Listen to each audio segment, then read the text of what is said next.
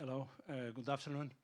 It's with great joy and honor that Fundação Rui Cunha, is welcoming Professor Katia Miriam Costa. Thank you so much for your available time that we know it's scarce, but we appreciate it very much. Thank you for your presence, and it's with great curiosity and interest that we will wait for Professor Katia Miriam Costa to talk about the role of Macau in Chinese multilateralism. It's always fascinating to talk about the world.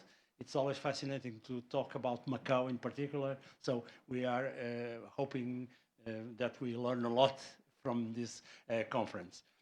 Just a brief introduction. I'm sure that all of you know the career and the path, the academic and professional career of Professor Katia. Just to highlight that in Lisbon, Professor Katia Miriam Costa serves as a researcher and professor at the Center for International Studies from ISCTE in Lisbon, where she oversees the Global Politics and the Security Group of Studies as coordinator. Also, abroad, not only in Lisbon, but in particular in Stockholm, she directs the chair of interreligiosism and global governance at the European Institute of International Studies. And also in the University of Granada in Spain, she's a visiting professor and researcher. Here in Macau, she regularly collaborates with the University of Macau, Institute of European Studies, and Institute of Global Studies and the Public Administration, and also further to this University of Macau, also with the City University of Macau. She holds a position as a visiting professor at the Institute of National Defense in Lisbon, and she also conducts research with the group of studies of Iranian peoples at the University Autónoma de Madrid in Spain. Finally, as a side role for her academic, also she was advisor to the Secretary of State for Internationalization at the Ministry of Foreign Affairs in the 2022nd government of the Portuguese Republic. Dr. Professor Katia Miriam Costa, thank you so much. The floor is yours. Hope you've enjoyed the conference as much as we will enjoy. Thank you. Thank you so much. So I thank you. I thank you for the invitation for joining you today. I thank all the Fundação Rui Cunha for inviting me, but also all the ones that have attended and are attending this session, because I know Macau is a place with lots of activities, so it's too difficult to be present everywhere. So we will look at the role of Macau in Chinese multilateralism. You can see a photo from the Forum de Macau, which is one of the best examples of this role. I have structured my presentation with China's integration in the international order, China as a multilateralism builder, Macau in China's multilateral system, some takeaways, and Q&A, of course, at the end for something that I don't say. So for China's integration in the international order, I choose to call it progressive but steady path, because it's a very progressive way that China has to make. So we have in 1955 the Bandung Conference, where China, for the first time, could announce the 5 principles of its foreign policy, and simultaneously to engage with countries that were recently independent or were aspiring for independence. So this is a rather important moment for what we would call the building up the global South. So in this moment, really there is an internationalization of Chinese thought for foreign policy. Then in the 60s, and this interrogation marked because it's a process. The Sino-Soviet split is not something that we have a precise date for it. So it starts in being more evident with Stalin's death, but it is a long process. of this engagement between China and Soviet Union that will give the opportunity of China to have and to engage with new partners, mainly because China starts not to have the Soviet Union support and starts to compete with Soviet Union for support on the global South countries, so countries, nations aspiring to be independent states. And in 71, there is this great moment of the People's Republic of China as a UN member state. So this is member state with a seat in the Security Council. So this will change forever the role of China in international order. I enjoy a lot this image. It's an image of happiness. I'm always sharing it because many people do not know this image. And I think it represents the happiness Chinese government felt when had for the first time this seat, because China knew this could change China destined forever. So, and it happened. So in 75, the People's Republic of China established official diplomatic relations with the European Economic Community. And this was also very relevant because for the first time, China officially was engaging with the Western countries, with developed Western countries. So this idea of the first world, second world, which is first world, the developed countries, the second world more dedicated to developing countries or countries that had socialist economy, and then the rise of a third world. So China was engaging directly with this first world that would permit her to integrate international market and also to have a stable presence in international organizations under the system of the United Nations. In 1979, the People's Republic of China established official diplomatic relations with the US after long-term negotiations. And this also allowed the People's Republic of China to be able to re-establish or to establish relations with other countries from other parts of the world, like Latin America, for instance, that with exception for Cuba and for a time Chile, which is a very specific case, but were having relations previous to 1979. Then we jump to 1999. Why? Because during this period, China was developing economically and was rethinking her role in the international order. But in 1999, China could be one of the founders of the G20. This meant that China was one of the biggest economies of the world and was already participating in the creation of new international multilateral forums. And in 2000, China announces its going out policy. So started to say we are not only receiving investment or looking for raw materials or for investors, we are also going out, engaging, exporting our developing way, our model for development, and engaging deeply with other geographies.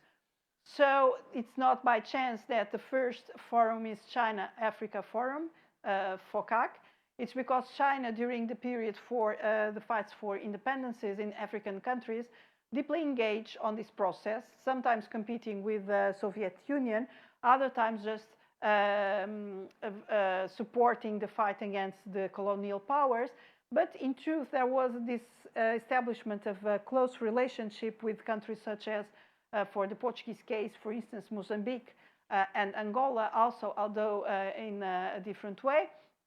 So this meant that China, or Tanzania, this meant that China had opened doors to start a new relationship in Africa, having much more cooperation and also much more contracts. So this is the first bilateral forum, which is from multilateral inspiration, but led by China, following somehow the model that European Union by then had experimented. In 2001, China joins the WTO, so the World Trade Organization, and this is the fully acceptance of China in the international market. So this will be another big step for the country. And in 2001, also, there has the Shanghai Cooperation Organization creation, which is a multilateral forum, different from the others, but that that joins by the time China and Russia. So it comes from a bilateral initiative, but joining more countries.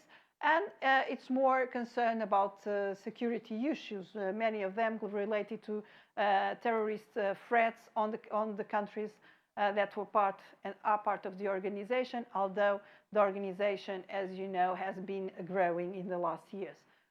In 2003, Macau Foreign creation. So we didn't talk about it previously, but the handover of Hong Kong and Macau also created a new environment. So China was already having its aspirations fulfilled of having the full territory of China, and at the same time having this opportunity to engage differently for these special administrative regions with other parts of the world. So with Macau, it will be about the Portuguese-speaking countries. And it's very interesting because the Macau Forum represents something new, which is because it's the main executive powers or the main executive activities will be decided in Macau. And Macau does not have the ability as a special administrative region to have a specific diplomacy. So this is a diplomacy that is designed from Beijing to Macau. But Macau assumes this role of connection, which is very interesting solution in the case of this multilateralism, a new kind of multilateralism being built. In 2004, we have the China-Arab States Cooperation Forum, and in 2009, the BRICS Foundation. So the BRICS will be something very new and different from these forums, previous forums that China has. For the first time, the BRICS are really founded as an alternative to the existing multilateralism, to promote a new approach to the existing multilateral institutions, mainly because the BRICS also represent this claim for participation in governance of some global South countries, such as Brazil or South Africa. And in 2013, we also have the Belt and Road Initiative announcement, which in fact introduced a new variation for multilateralism, again, by having a continental project and a maritime project. The Belt and Road proposes a global project that it starts as a regional, but then becomes a global project to engage countries in an interconnectivity process and project that will promote to make easier economic and trade interdependence. So, in fact, it is also a multilateral initiative, but led by China.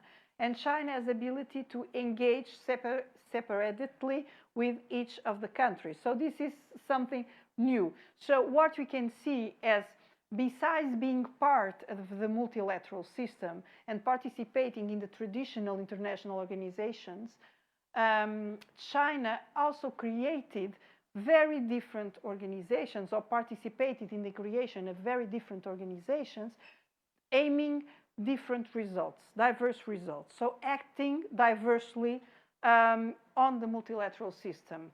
But the idea of that China is only functioning as an alternative or going against the installed multilateralism, I think it's not correct. And it's not correct because all these organizations, they don't go against the principles. None of these organizations is declaredly against the principles of the multilateral system or the installed multilateral system that we inherited from the Second World War, and where China is seen and appears, of course, as one of the winners. In 2014, we have China CELAC Forum, which will be the last regional forum. And it's interesting why it's the last one, because it addresses Latin American countries, and these states, of course, were always under the influence of the states. So it's after that China feels comfortable to see herself as a more global power that announces this regional forum.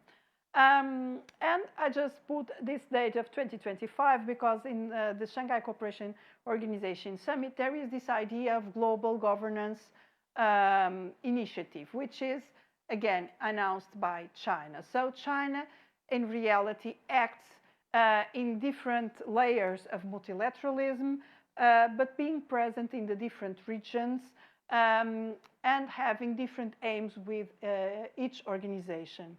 However, when we look at this, we see that the only region that appears as having a multilateral system implemented, and it's a region of China, it's Macau.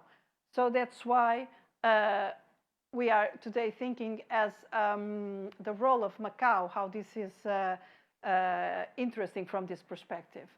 So, of course, China also represented, although being geographically a country from the north, not from the south, but seeing itself as a country of the south, is building a multilateralism from the south perspective, meaning that always engaging in this claim for more participation in international governance of the multilateral system that all the countries from the south also claim for.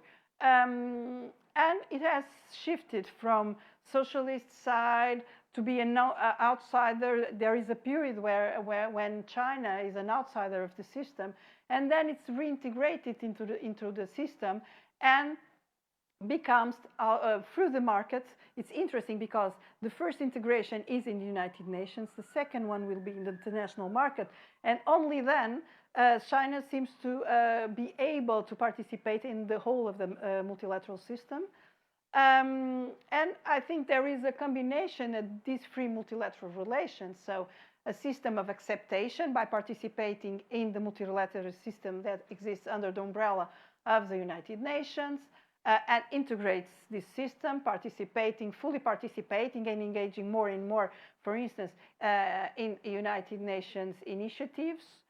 From the other side, also creates alternatives to the system, inclusively financing alternatives to the existing system, and then also a challenge to the dominant multilateral system when engaging, for instance, in the BRICS that claim for another participation of the founder countries in the world. So the difficult thing sometimes for a Western to have the perception is how China can so differently engage in these different stages at the same time and simultaneously to have a stable foreign policy, because China has a very stable foreign policy. So I would say it's a multilateralism with Chinese characteristics, which has this combination, the difficult combination of many pillars of the multilateralism, and combines multilateral objectives with a governance that assures China's leading role, which is one of the aims China has, associated to pragmatism and bringing multilateralism, bilateralism, and trilateralism as a fusion. Because most of the forums were created and led by China, China can develop these three types of relationships simultaneously. So this is something that is not so common between the countries, mostly because for these regional organizations, although China inspired in the example of the European Union, in fact, the European Union is a little bit different because it's not one nation, one state. So although we have bilateral engagement, the bilateral engagement is through the states, so not through the organization itself. So China is a builder of the international order also through this Chinese multilateralism, and is creating a dynamic inside the multilateral system that impacts international order. And the results we are seeing now when we look at, for instance, at the last summits with two big powers, for instance, with the US and then with Russia, it's already a result of all this 30 years work or 40 years work that China has in participating, but also in generating new organizations. So Macau was created for China and the Portuguese-speaking countries and seems to combine more or less an idea of diplomacy and paradiplomacy, because it also can participate or have the initiative for festivals or to do some side events that are not so directly connected with only the diplomatic umbrella. The forum was enlarged to Equatorial Guinea and São Tomé and Príncipe for different reasons. So Equatorial Guinea, it was because it's joined the CPLP, the Community of the Portuguese-Speaking Countries, and São Tomé and Príncipe because São Tomé and Príncipe had relations with Taiwan and left these relations to engage with the People's Republic of China. It has new attributions to the role of the forum. It was a forum more directed to develop trade between the countries. Then it started to spread the areas of action of the forum. And there is this political discourse framing Macau not only as the connector for Portuguese-speaking countries, but as a connector to Portuguese and Spanish-speaking countries. And this is something from 2025, 2026. But the fact, as one should recognize Macau as a soft power enabler, because it was cosmopolitan, because for the people that know the history of the Macau, and we have many people here that know the history of Macau, they know the different communities that were living here, that were staying here, and we have historical heritage that proves this. So this means that it was not only a point for Portuguese trade or to connect Portugal with China, but it was also a point to connect China with the Portuguese-speaking world during the union of the Portuguese and Spanish crown, also with the Spanish-speaking areas at the moment under the Spanish Empire. But then in the early 19th century and the end of 18th century, also engaging with other Europeans that came to Macau to wait to go up the Pearl River to negotiate with the Chinese mandarins. So this means that the history of Macau as being a provider of this service to China is a long history. So China really engaged since early in China's economic diplomacy. So this is one more step to recognize this role, maybe sometimes more formally. We don't know really if the results correspond to what was aimed at the beginning when designing the forum. We don't know if unifying for the Portuguese is something, and not only for the Portuguese-speaking countries have this idea of sharing Macau with Spanish-speaking countries will be something challenging too. So I think it's a good reflection for us. How should we engage? Although I think it's very interesting because the Portuguese and the Spanish also shared some roots since early. The early presence of Europeans in Asia, if we remember the connections to Manila trade areas, it's very interesting. So Macau, in fact, has a role in the Chinese multilateral system, at least as a soft power enabler. And it's not by chance that it's mentioned as an example of connection, because multilateralism is about what is a fact and about events and about statistics of trade and of relations, but it's also about having this soft power to attract others to engage with us and to show others we are able to engage more and more and to deepen our engagement. So as very brief takeaways, so we know that China integrated international order through the multilateral system, and it's not combating, it's not fighting against it.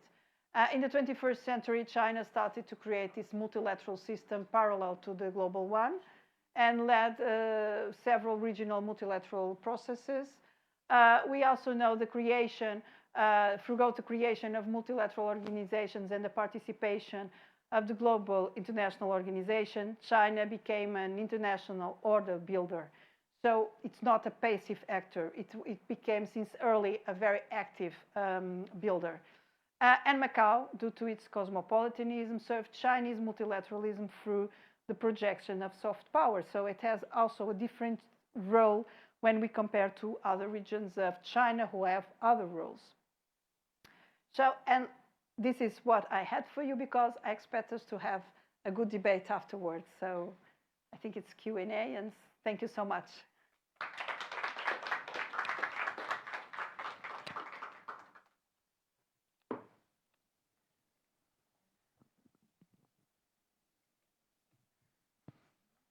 I was brief because I really hope you have questions for me.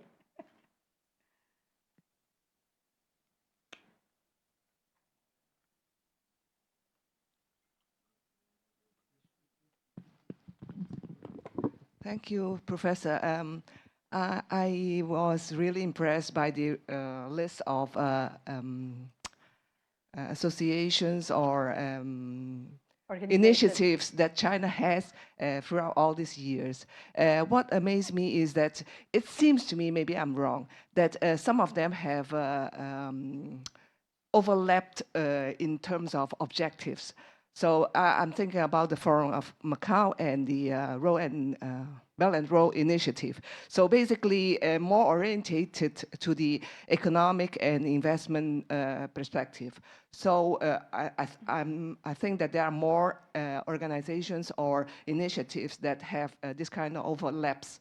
So how do they, or China, according to you, China, how does China coordinate this kind of projects or engagement that China tries to establishes with different countries or areas in the world? Do you think that there is a strategic in these terms, whereas for instance this area would be something different, or to the other areas might be another idea that is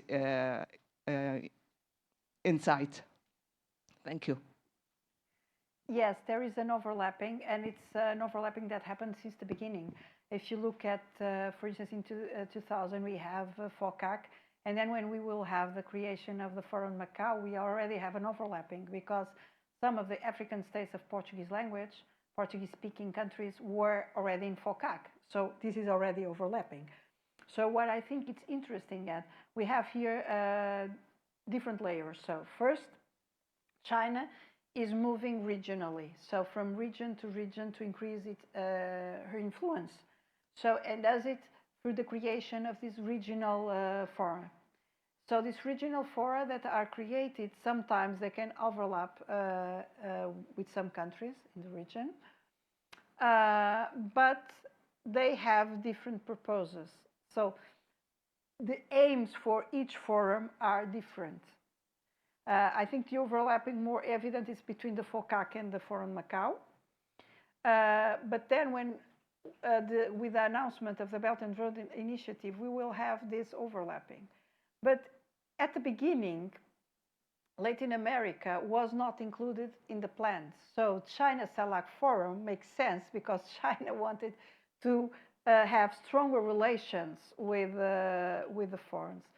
But in reality, these forums, even after the initiative of the Belt and Road Initiative, they still exist, because these forums serve to articulate the interests of the region with the Chinese interests in the region. So it's a mechanism of dialogue which has a different aim from the one of the Belt and Road Initiative, which is more ambitious, of course, because it's bigger, but it's based on some pillars, and these pillars have to do with connectivity, have to do, for instance, with energy, have to do with some specific mechanisms for governance.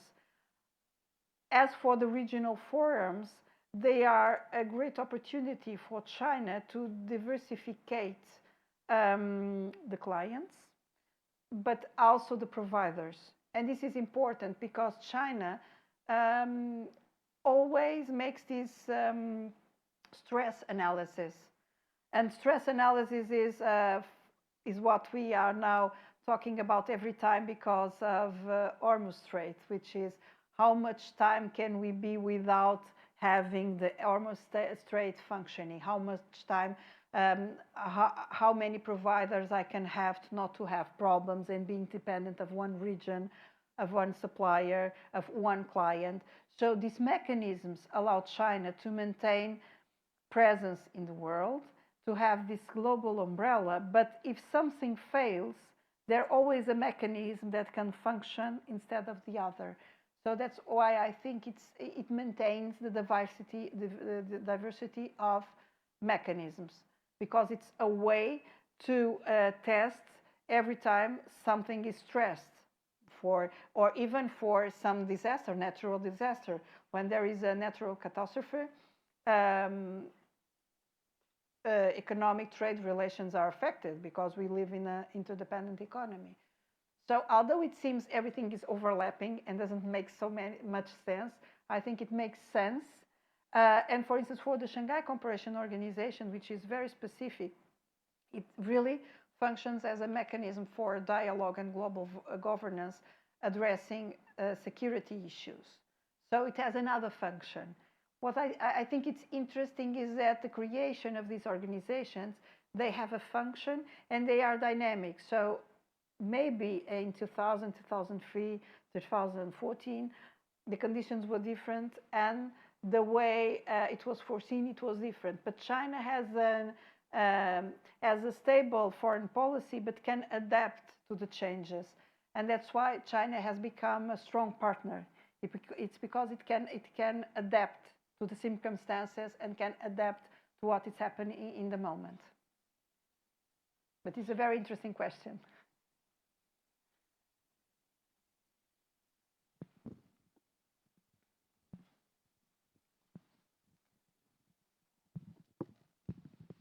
Hello, Professor Katia Miriam Costa. Thank you very much for this presentation. My question is, what do you think are the biggest opportunities and challenges of incorporating the Spanish-speaking countries in the role of Macau, adding as a super connector to the Spanish-speaking countries instead of just the Portuguese-speaking countries? Well, the challenge is that getting broader, having more countries engaged, we have more responsibility for the region. So the region has to be much more active. For the Portuguese-speaking countries, it can also be seen as something if they don't see what they can win with it. It can be seen in the suspicious way. Why now we're having the Spanish-speaking countries? I think one way to engage correctly for win-win relations is to start to have cooperation in specific areas that can be chosen by these countries to accommodate what the parts have as expectation. So not to have this, because when we create something that is too big, because Macau is a small region, is a small territory, it's cosmopolitan, it has this history of connection, but in truth is limited in the ability to expand, in the ability to engage, even politically, of course, because although it's something decided in Beijing, of course, Beijing always has the word to say, but you see, as it cannot decide big steps from local government, for instance, I think it should be something that is progressive and that for the Portuguese countries does not seem that they are now less important. Because in fact, Macau is cosmopolitan, but when we are around, what you see in heritage is the presence of this, I don't like to say, because it's not only Portuguese, but historically is this connection with Portugal. We look to the buildings, we look to the floor, we look to everything. And it's something that has to be with the Lusophone, although I don't like very much the word, the concept, the way some people frame it. But it's much more this than other thing. And this is what makes Macau different and attractive for other parts of even of Asia, is to have this. Macau, I see it is like a pearl. I'm not saying this because I'm Portuguese, but it is like a pearl. When you enter Macau, you see it's different. If you go to other parts, it's different. When you look and you have the ruins of St. Paul, but besides that you have a temple, a Chinese temple, and it's okay and it's beautiful, and we don't feel it's something that it's not usual. Usually it's not like this. So this is something exceptional. So it's not mean that the Spanish-speaking countries will change this. It's not what I'm saying, but what I say is that this is the result of something that was built during many centuries. So we can embrace others, but in a way that all the ones that were engaging on this process don't feel they are being surpassed. Because one is the fact the Spanish-speaking countries do not have a direct relation with Macau historically. They have, but it's they have trade connections, they had migrations connections, but not in the way that the Portuguese-speaking countries engage. I give this example. Abelha da China, which is the first newspaper in Asia. It's not in Macau, it's in Asia. And it is in Portuguese language. And it was because the Portuguese elites of Macau wanted to have the liberal system implemented.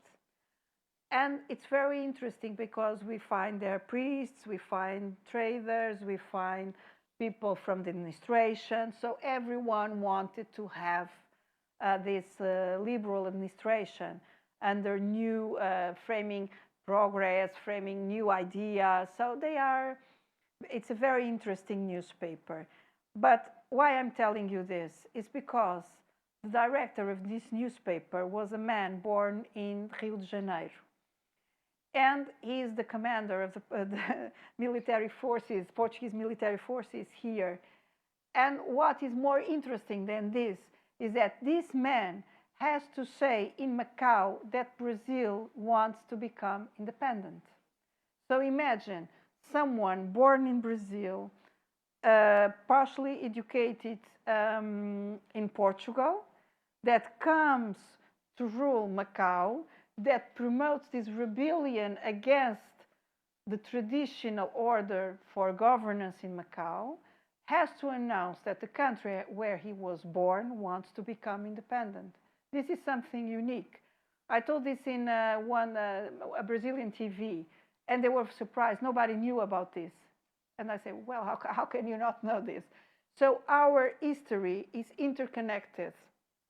And this is something, I think it's something beautiful that should be seen as a beautiful thing. How this can happen, and he has to be neutral. No, he has to say, well, Brazil is independent, but in a very neutral language because he's serving Portugal. So this is something, these are the little stories that are part of history that makes this difference. So I think we can be ambitious and integrate others, and they are welcome, but accommodating this history that is common. Because this common history, in fact, is not about whole of the world.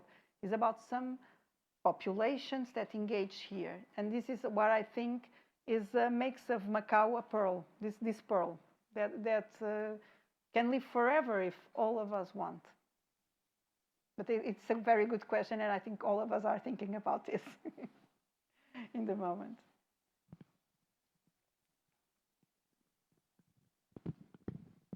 Thank you. Well, thank you for your presentation. My name is Almeida Machava. Actually, I've been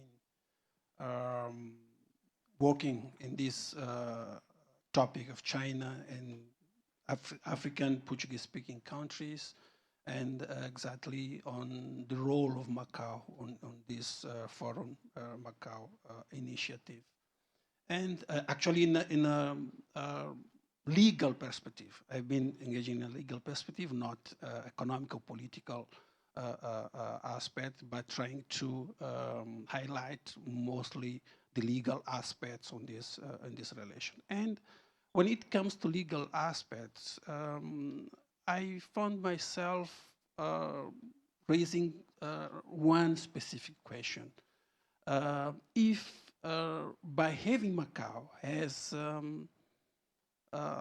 as you mentioned it, a soft power enabler, I will use the common term as a platform. We are not we reducing what exactly Macau can offer to China on its multilateralism system, mostly looking to the economic aspect. I'm thinking these take into account first the idea that under basic law, Macau has a higher degree of autonomy, and as China participate in international economic system as a member of WTO together with China, and also thinking on this idea of economic diversification in Macau, which can have more, I'll say, to gain by rethinking the way how China regards Macau on his multilateral system. I would like to hear from you if it's not this the time for I'll say China or even Chinese partners to rethink how we see Macau on these relations or economic and trade relations. Well, I think China gave this role. The creation of the Forum Macau by itself, it's the recognition of a differentiated role. However, Macau, as part of China, does not have the possibility of engaging in foreign policy initiatives that are not designed from Beijing. Like in every part of the world, it's like this. No, when we are part of the country, we have para-diplomatic initiatives like engaging, I don't know, in having urbanistic fora, for instance. We can do these kind of things, but the decision comes from the central government. I think if this idea of platform, as you mentioned, which is something, the platform is something very top-down, but what I was here trying to present is something different, is that Macau already had this soft power, so this is also bottom-up in the sense that Macau provides this. And by creating this platform, of course, the size and activity of the platform can be improved. That's why I was saying this step-by-step, engaging with countries from Spanish language and promoting at the same time the participation of the Portuguese-speaking countries might be potentially a solution to improve the results. But I also think we have to see that Macau has limitations because it's a small territory, because international order is shifting very quick. We don't have stable environment in the international context. So, but it's curious that the fact is these countries that are included in Macau as a platform, they offer from the perspective of foreign policy some stability. So they are not challenging anything, which is good. So in this case, while let's separate, like if Beijing is engaging in more global issues that that are inside an unstable context, we can have here Macau dealing with more stable relations and countries which have foreign policy, a stable foreign policy. But I don't think we can go much beyond that. I think the challenge here is to make it work. Something that then the people from Macau, the people from other parts of China see that this kind of multilateralism, that it's based in Macau, is producing results. More than being too ambitious in the role that it should have. But as an analyst, that doesn't come from law. It comes from international relations and political science. So I look this from the political side.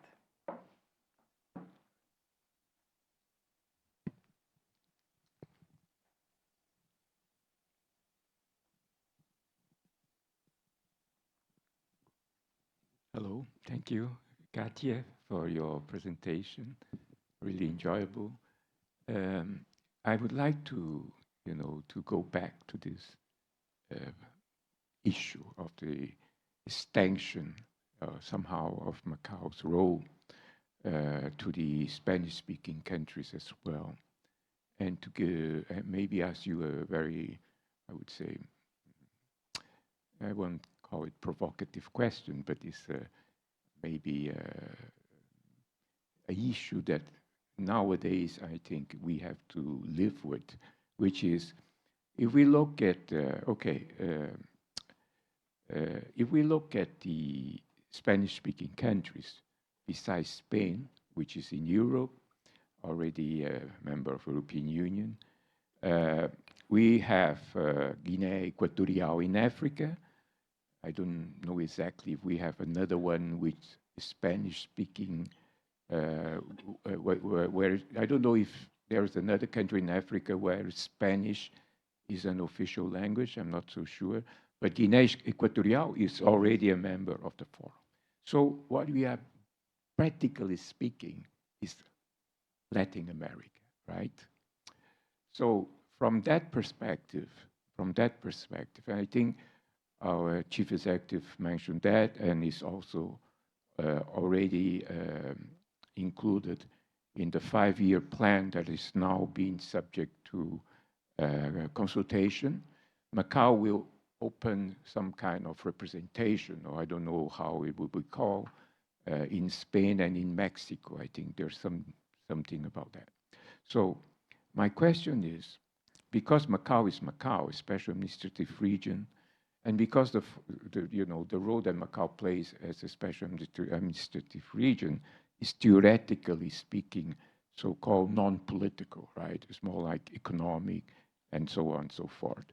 If it would be easier for China to build a relationship with some of these countries that are now within the so-called Western Hemisphere, which is, according to the most recent American doctrine, is under the, what you call, sphere of influence of the United States, if that could be a way to approach those countries from that non-political perspective. Yeah, thank you. You are absolutely right. I think this is why China decided to do this. This is the main reason. Because although there is China CELAC Forum and they have the 2025 summit, it was last year, it was a high-level summit, and we have lots of presidents from Latin America, the fact is this, since President Trump took power, is being very hard on some Latin American countries to disengage progressively from China. So if, and although the China CELAC Forum has a mechanism for political dialogue in the broad sense of strategies for development, for instance, if Macau serves as a connecting point, and if the strategy is, if we cannot go from this top forum, because this is what is being looked from the States, of course, Macau can provide this opportunity. But again, this means that Macau is enabling Chinese multilateralism through soft power to engage with this region in the more discreet way. But I think you are absolutely right, because this was the first idea when I heard saying that we are going to enlarge our cooperation to Spanish-speaking countries. And I thought, well, because it's a smart decision. So that's what I try. I did not say this specifically, but that's what I try to present here, is that this multilateralism has these adaptive characteristics. And although seeming it overlaps, it's not overlapping. It's arranging, it's promoting alternatives of connection when something fails. That's why I think the stress analysis promoted by Chinese government to every pillar of its governance is strong. Because we only seek for alternatives when we know we can get stressful in some relations. And this is something very interesting that has to do with the Chinese way of doing politics today, to plan in an adaptive way without being strict. So if you see all that has been said about the project is broad enough not to cause fear, political fear from the initiative, and at the same time to gather lots of initiatives inside. So it's moving, it's dynamic. Of course, the only countries that felt, well, now we are not so special were the Portuguese-speaking countries. And this is a risk also. That's why I think by de-risking the relation with American Latin countries, because these are the more important, of course, China cannot risk the others. So I think this is the challenge. Because if China risks the others, and China has specific interests, for instance, in the Atlantic South, and for these countries, for Atlantic South, the Portuguese-speaking countries are fundamental. So we have to balance. Great powers always have to balance. Professor Katja, nice to see you again here in Macau. Hello. Hello. Just one short question. Following your research and also your research on the activity of the Forum Macau with Portuguese-speaking countries, do you got already any idea about what are the expectation of the Spanish-speaking countries concerning this platform and doing business here in Macau towards mainland China? Just that. Well, bilaterally, they all have some expectations. And what China is offering is to access through Macau the Greater Bay Area. So this is very attractive for economies that have, we have big size economies inside this Spanish-speaking area. So not only Spain, but Colombia is a big economy, Mexico, Argentina is stabilized and is not anymore in so many crises. Some of these countries already have a deep relation with China, others do not have so much. But these economies are also attracted by this idea of integrating a project or some companies of these countries. And I think Macau is also the platform for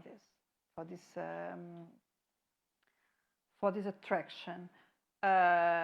And it's interesting because it was released just a week ago. I used this in the conference I gave 2 days ago. It's that, for instance, Latin American patents, patents to have to produce products that are recognized in the market are extremely dependent on other countries. And they are decreasing the dependence on the EU patents, for instance, meaning EU companies that goes to Latin America and ask for local patents, and are, in general, patents are decreasing in Latin America, which is concerning, and they are slightly increasing for Asia. But Japan was the main country asking for patents in Latin America. And nowadays, it's China. So this means the technological presence of companies, of Chinese companies in Latin America is rising. So for these companies, it's also interesting, although they are Chinese companies, to connect these two markets. So I think this is also an idea to promote this kind of connection. And you know that Latin America has a sophisticated market. If things go wrong with the European Union, are one of the markets that China will need to keep selling technological products because of the sophistication of the market. So Latin America is very attractive for China, and not only this old idea of the raw materials, of energy. No, it's also because of other products. So, and this connects directly with the Greater Bay Area. So I think it's very smart to do this. And again, it's a way to adapt things. Thank you.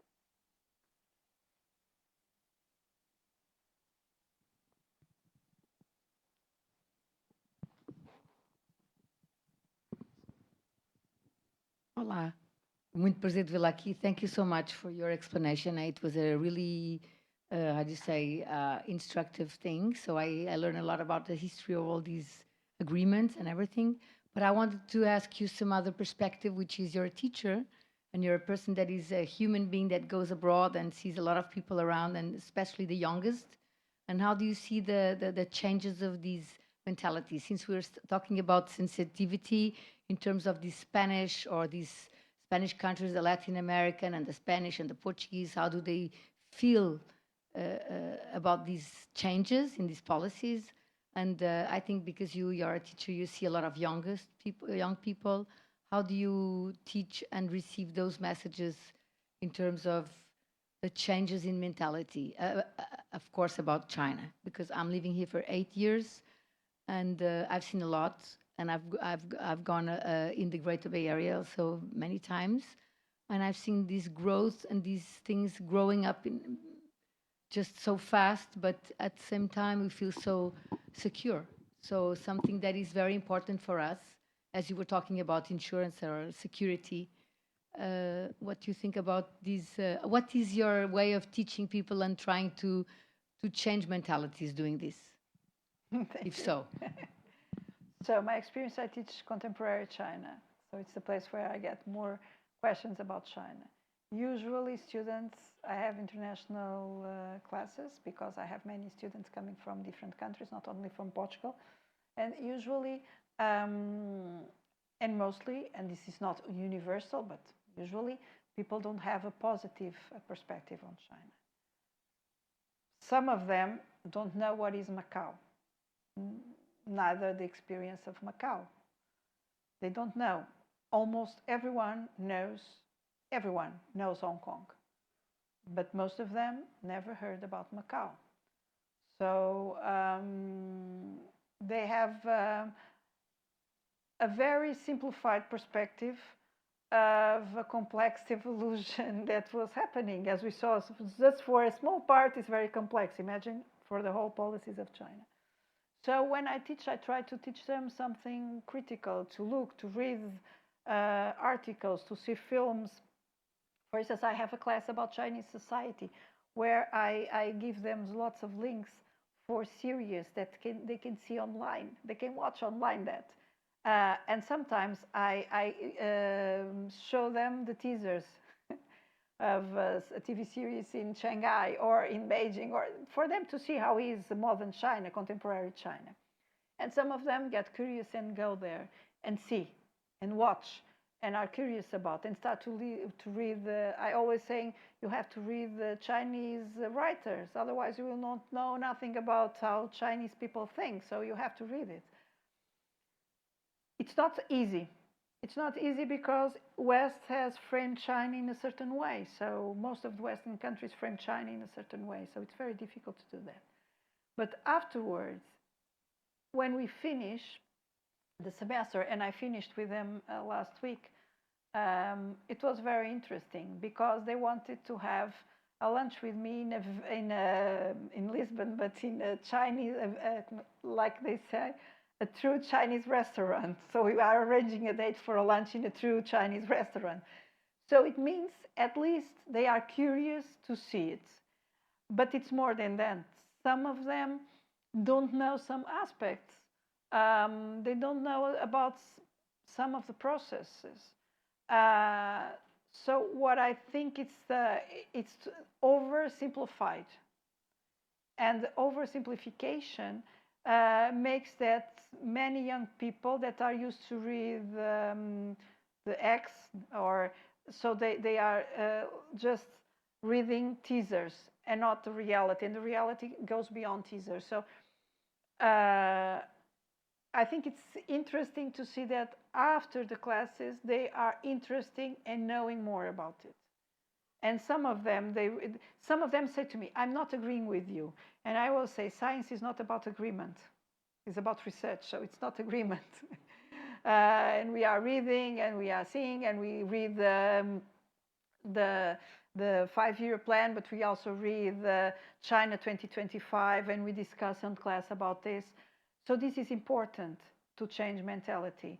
But it will be also important to build up more less polarized societies. Here in Macau, I teach about Europe, and this gentleman had a great role about this.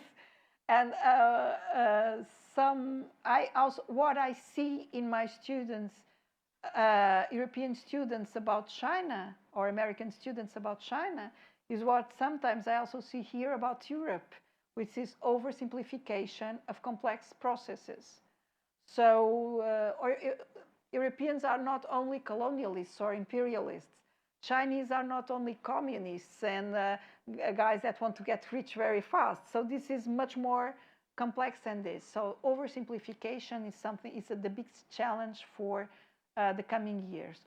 But one of the interesting things at these students have curiosity and want, for instance, to travel to China. And 20 or 30 years ago, people would not want, or older people, they seem to be afraid to travel to China. So, it's very different. And they start by the food and by the TV series and by the movies, but then they can engage more. So I think we can use this very healthy curiosity to do more. But I think it's very challenging in such a polarized world. And you know this better than I. When you return to Portugal, you must listen to all the things. So we listen to all the things when we are in other countries about China or about Macau. And about Macau, this is something I think it's a pity. We still do not have the ability to project internationally Macau. So and that's why people do not know. And when we want to speak about Macau internationally, they ask us to compare to Hong Kong. I say, I can't compare, it's not the same. I can compare as a now, but as a process, it's not the same thing. So I had a British student once asked me, why don't we have a forum Hong Kong? I say, it's impossible to have a forum Hong Kong. You don't understand that, you see, so it's... But I think we need to have this ability of showing Macau how it is and how different it is.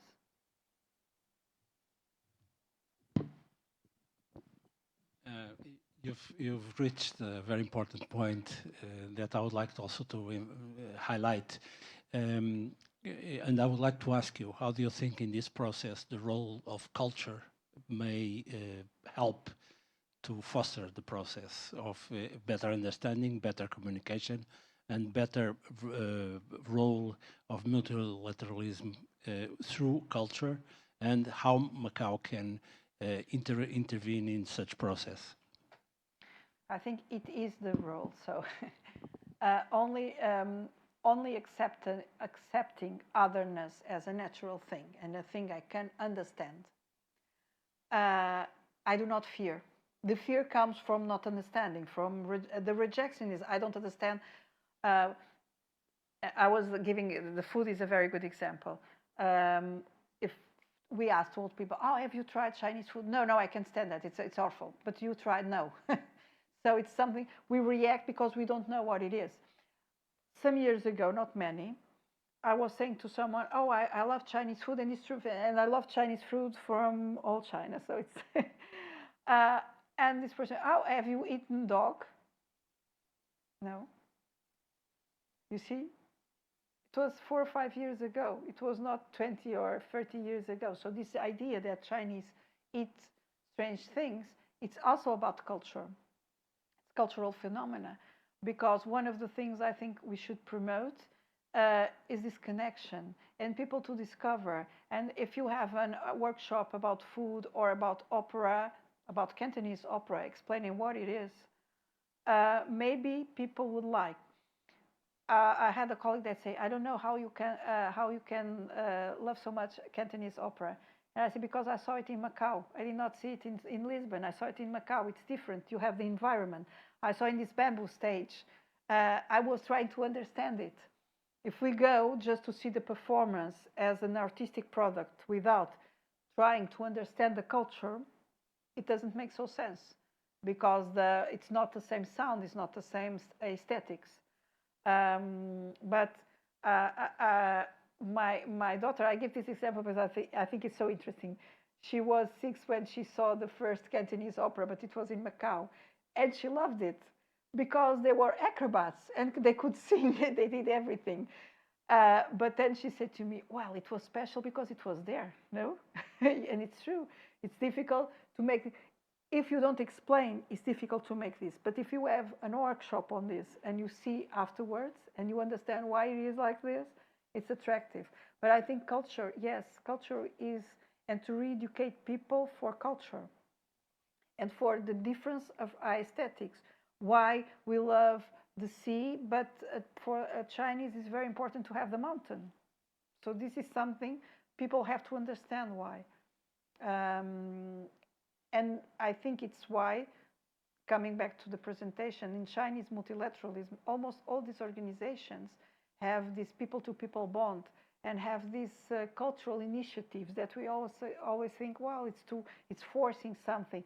But I think it's because of this idea to have contact with the culture will enable people to understand better each other. And for Macau, the uniqueness of Macau comes from this.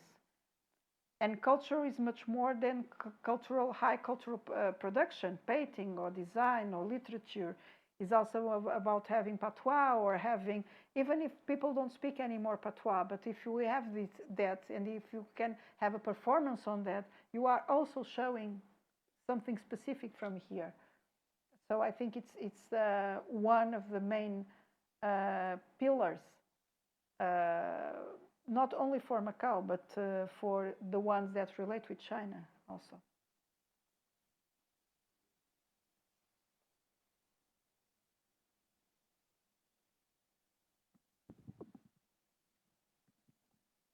Silence in the room.